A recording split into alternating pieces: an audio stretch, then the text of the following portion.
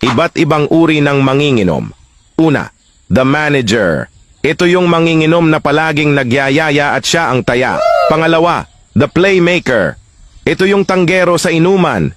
Pinagmamasdan ng mga kinikilos nyo. Pangatlo, the hiker. Dalawang klase ito, isang active.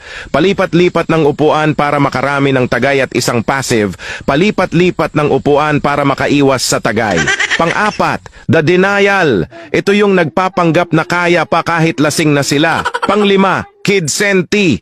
Ito yung manginginom na maraming naaalala pag nakainom, napakadrama. Pang-anim, the flash. Ito yung umuuwi ng walang paalam, naglalahong parang bula, lalo na sa bayaran. Pang-pito, the kung fu. Ito yung kung fumulutan malupit, tirador ng pulutan, ginagawang picnic. Pang-walo, the sleeping beauty. Ito naman yung madaling makatulog kaya resulta madalas pagtripan. Pang-siyam, the chosen one. Ito yung official runner sa tindahan, tagabili ng yelo, yosi at alak, tagalinis ng kalat. Pang-sampo, the Incredible Hulk.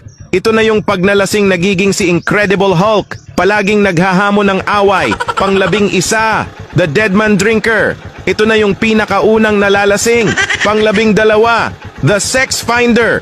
Ito yung manginginom na malibog, naghahanap ng mangyayari kapag lasing. Pang-13, the Joker. Ito yung hindi nauubusan ng kwento, lap trip kasama.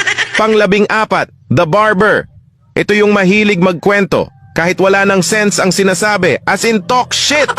Pang-15, the Videoke King Queen. Ito na yung wala nang pakialam basta may hawak ng mikropono. Pang-16, the Originals. Ito na yung maalamat na manginginom, palaging kasama kahit saang tagayan present. Sa tingin mo sino ka dyan?